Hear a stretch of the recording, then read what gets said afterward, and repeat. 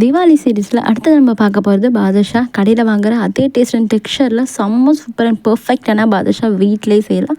கடையில் நம்ம அதிக ரேட் கொடுத்து வாங்குறத பாதுஷாவை நம்ம ஜஸ்ட் ஒரு 30 மினிட்ஸில் வீட்டில் ஈஸியாக செய்யலாம். வீட்டில் இருக்கிற இன்க்ரீடியன்ட் மட்டுமே யூஸ் பண்ணி செய்யலாமா? இதுக்கு ஃபஸ்ட்டு நான் 1.5 கப் அளவுக்கு மைதா எடுத்துருக்கேன். மைதா சேர்க்க விருப்பம் இல்லைனா கோதுமை மாவு கூட யூஸ் பண்ணிக்கோங்க. இது கூடவே ஒரு 1/2 டீஸ்பூன் அளவுக்கு baking soda and pinch of salt சேர்த்துட்டு 1 டேபிள் ஸ்பூன் அளவுக்கு நல்ல கெட்டியான ஃப்ரெஷ்ஷாக இருக்கிற தயிராக பார்த்து சேர்த்துக்கோங்க. இது கூட 1 டேபிள் ஸ்பூன் அளவுக்கு நெய் சேர்த்துக்கோங்க.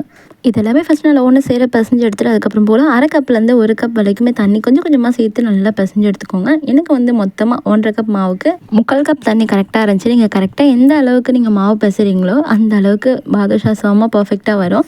இது வந்து ரொம்ப தண்ணியாக இருக்கக்கூடாது, ரொம்ப கெட்டியாகவும் இருக்கக்கூடாது. மைதா மாவு எப்போயுமே சப்பாத்தி மாவை விட கொஞ்சம் டைட்டாக தான் இருக்கணும். இப்போ இதில் 1/2 மணி நேரம் அப்படியே ஊற விட்டுடலாம். ஒரு 1/4 மணி நேரமாச்சும் மாவு நல்லா ஊறினா தான் பாதுஷா அந்த பர்ஃபெக்டான லேயரான டெக்ஸ்சர் கிடைக்கும். இல்லாட்டி ரொம்ப ஹார்டாக இருக்கும். மாவு நல்லா ஊறினதுக்கப்புறமா இதை எடுத்து உங்களுக்கு வேணுன்ற ஷேப்பில் நீங்கள் குட்டி குட்டியாகவே இல்லை கொஞ்சம் பெருசாகவோ இந்த மாதிரி உள்ளங்கையில் வச்சு ப்ரெஸ் பண்ணி அதுக்கப்புறமா ஒரு ஹோல்ஸ் போடுற மாதிரி இதை ஃபார்ம் பண்ணிவிடுங்க. அவ்வளோதான். இதை அப்படியே நீங்கள் பிளேட்டில் அரேஞ்ச் பண்ணி எல்லா மாவும் இதே மாதிரி ரெடி பண்ணி வச்சுக்கோங்க.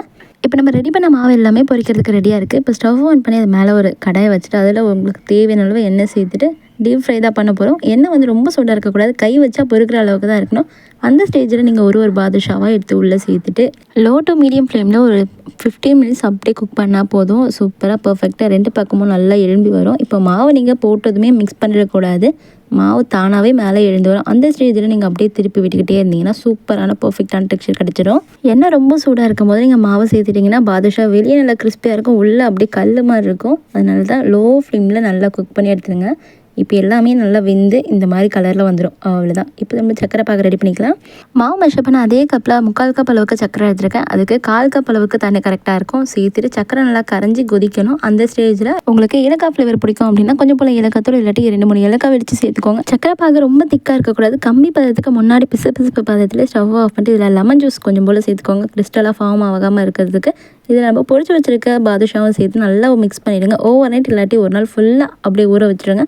பாதுஷா நல்ல சக்கரை பாகில் ஊறினதுக்கப்புறமா செப்பரேட் பண்ணிவிடுங்க. அவ்வளோதான். இதை அப்படியே எடுத்து சர்வ் பண்ணி சாப்பிடும்போது அவ்வளோ சூப்பராக இருக்கும். வெளியே நல்லா லைட்டாக அந்த கிறிஸ்பினஸோட உள்ள சாஃப்டாக இருக்கும். ட்ரை பண்ணி பாருங்கள்.